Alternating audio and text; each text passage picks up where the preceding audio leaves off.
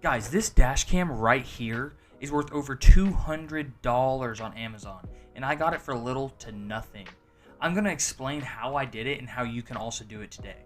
So are you tired of living your 9 to 5, busting your butt, and then have little to nothing to show for it after you pay all your bills? 60% of Americans are living paycheck to paycheck, and in fact, only 37% have enough money for an emergency over $400.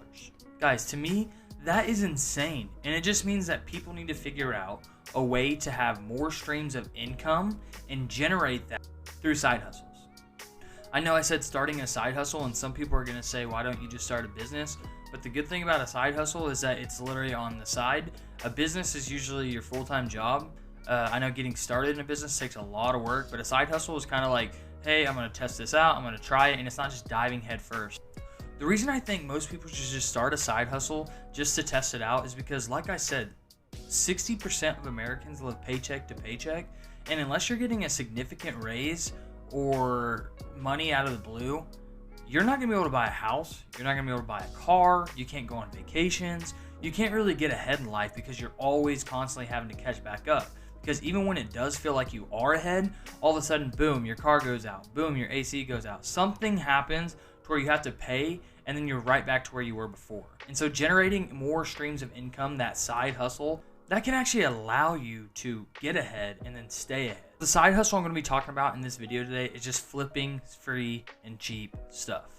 You can get so much free or cheap stuff on various different websites. You can go to Facebook Marketplace, Craigslist, you can go to Goodwill, you can go to flea markets, garage sales. You can literally go to all these different places and you can find stuff that's cheap, that's valuable, and people are still willing to pay extra money on top. Now, you can't just go into these places and say, hey, I'm going to buy this, I'm going to go buy this, I'm going to buy this, and then I'm going to go repost it on Facebook or on eBay and just have that value sitting there and you're instantly going to make money. Now, the reason it's, cheap and free sometimes is because it's trash. But if you know what you're looking for and you pick a niche, then you can actually find that value, that needle in the haystack when you go into these places and understand that, hey, someone is going to pay a lot more money than what I am buying this for, and I can actually flip this and make that income. So what are you going to decide to flip? That's a good question. And I would say find something that you're actually passionate about or want to understand. This could be a wide range of different things. Some people do old furniture. Some people do books. Some people do comic books, sports cards. You can do old plates and silverware, or you can do electronics. You can do old gaming systems. You can do stamps. You can do old cameras. You can do literally anything because it has a value as long as you know what you're looking for. And the way that you can understand what has value is either doing your research. So you're going online and you're saying, hey, I want to buy sports cards, or I want to buy gaming system products or video games. And then you start looking and you say, hey, these games are valuable. They're more valuable. These, sports cards are the more valuable ones. These teddy bears are the most valuable. And you just kind of figure out what's the more valuable. What are people actually spending money online? It can't just be posted on sale for $10,000 and you're just like, hey, it's for $10,000. That's not always the case. You have to actually go to sold listings on Facebook Marketplace or on eBay, go to sold listings in your filter, and it'll actually spit out, hey, this is what it sold for, and this is how much it is. And like I said, you can choose any niche because Gary Vee, he used to sell mugs. He still This Godiva mug. We'll just dismantle that.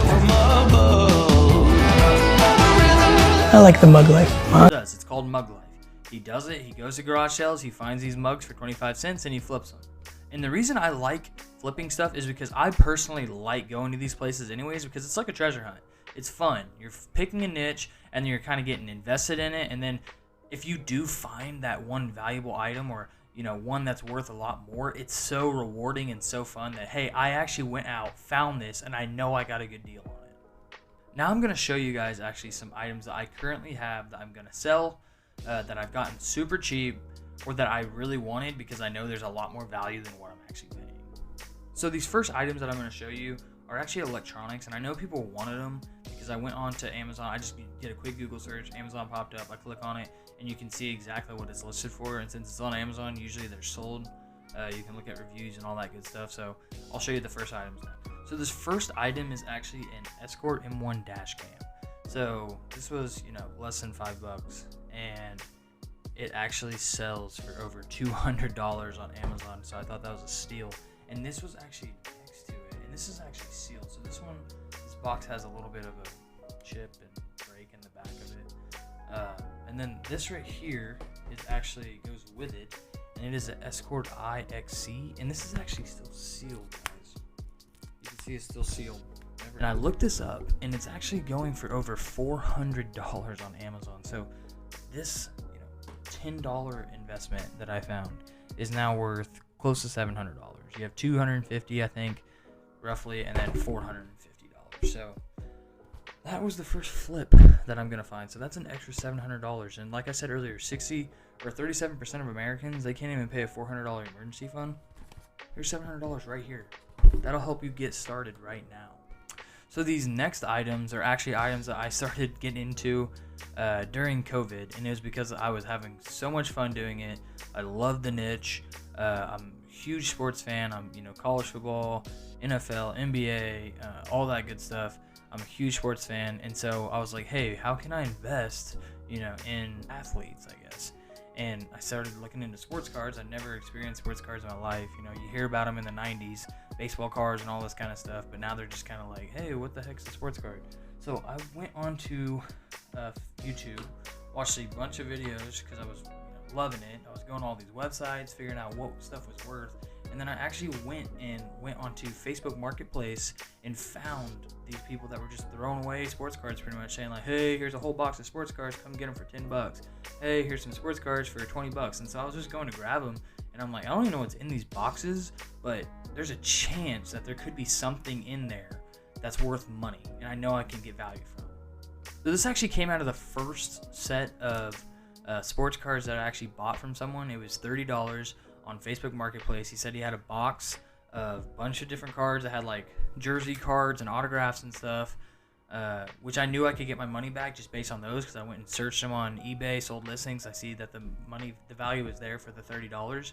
And then I started looking at more pictures, and I started seeing $30 cards, $50 cards, just more and more cards that were worth $20-$30 a pop. So I was like, I'm gonna go buy this. I went and met this guy at a Walgreens, at a local Walgreens, and I got home, started going through the box, and there were some cards that were crazy in there. So this is like a Steph Curry rookie card, and I think it's around like $100 to $120. So I just 4x'd right there. And then there was some cool jersey cards and stuff like that in there. And then I took some of that money that I sold, because I sold some of those cards, and then I got this card, which is actually a Kobe Bryant card that has a piece of jersey in it that's actually graded.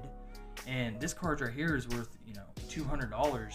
And so I took a little bit of that money, like $50, bought that card, and it went up in price. And so I've just kept building and got this flip system. I don't do it as much, but it was super fun, and I love that niche, and I just kind of got addicted to it. And that was like a side hustle. I mean, I bought our dog basically with that money because I was making so much money from doing that.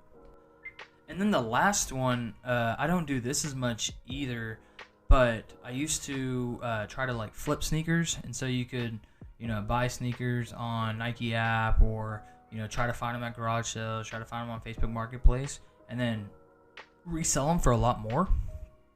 And I was doing that. And then I kind of stopped doing it. I still have sneakers in the closet that I've never been worn that are still in the box. But then I was at Goodwill with my wife, and we were walking around, and there was new in box these New Balances, the 927 Whitey. They're vintage. People call them the Whiteys. The roll bar 927 New Balance walking shoes. And so they're completely dead stock. Never been worn.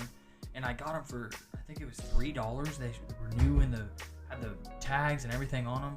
And so I was like, oh, I know those got to be worth more money. I Googled them, and people were buying them for $50, $60. I've seen listings all up to $180 been bought just because they are vintage shoes and sneakers, and people still love sneakers. So that was another one. I paid $3, and then now I can sell it for $54. The dash cam, got it for like $5, $200. The other The radar detector, $5.